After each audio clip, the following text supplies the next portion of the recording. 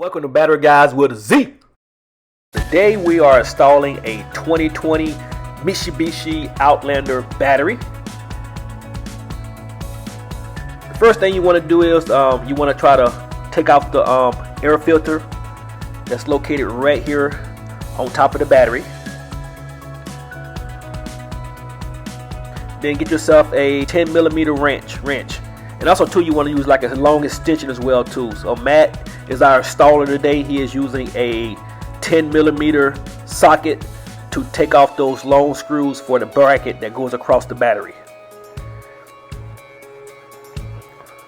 It's very simple to use. You just turn it clockwise, and again he is using a 10mm socket with a socket extension wrench to take those long screws off, which is the battery brace that goes across, as you see right there.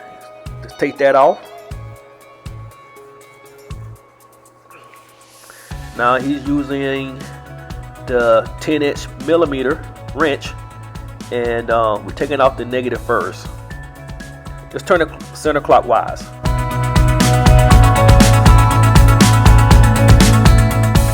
Alright, and reach over to your positive and take that 10mm wrench and turn that screw clockwise and come right on off. Just wiggle it a little bit. You should be able to pull that battery straight out. And now we are replacing it with the world's greatest reconditioned battery.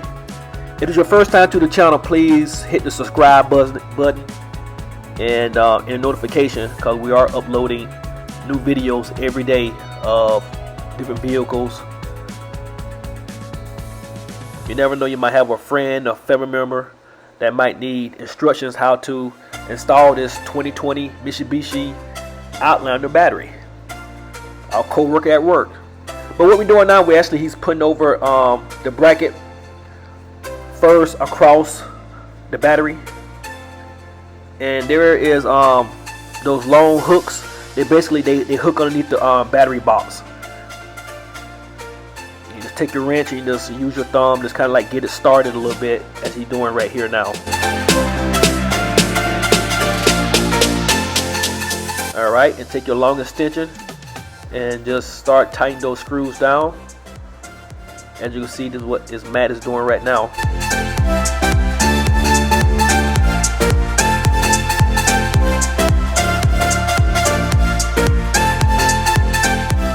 He just put the cover back over to the positive. He's going to tighten it up first. And also too, if it's your first time to the channel, we like to recommend all people to tell them, when you're putting the battery back into the vehicle, put your positive terminal on first and save the negative for last. That normally is called the ground. You want to get that ground tightened real good. But right now he's just finished tightening up the positive. Now he's reaching over to the negative, and he's just getting the screw started a little bit with his finger. And now we're using a 10mm wrench and go center clockwise and just turn it. And you're just trying to tighten that cable up as tight as you can. You want to get a real good connection as well, because trust me, any play in any one of those cables, your car won't crank. You might think it's the battery, but it's not the battery. We installed over thousands of batteries throughout the years, and you believe that just any play in your cables, your battery ain't gonna crank. And you want to keep your battery terminals clean as well. Get you some battery terminal cleaners. You can get that from any AutoZone place. It normally comes in like a red can. It'll say battery protector, and just spray that on some of your battery as well, and that'll keep the corrosion off your battery as well. And one thing too that you might not know too, a lot of batteries are not maintenance free, so make sure you keep your levels on your batteries. It's the caps. You just get a flat screwdriver and pop your caps and check those levels, because that's one of the main major causes why a battery goes dead. what Matt is doing now, he's actually just trying to get that air filter back onto the back into this this vehicle. This air filter is really kind of bent a little bit, because it should go on easier than that. The customer more than likely took that off so many times, and he done bent the ends of the filter itself. So Matt doing his best to trying to, there it is, he finally got it on.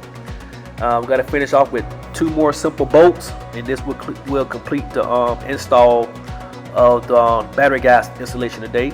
Hey, please share our channel to friends and family. Like I say, you never know, or someone who might have issues for battery, because that's normally one of the #1 reasons why your car's not gonna crank in the morning time, is due to the batteries. Thank you. Have a nice day.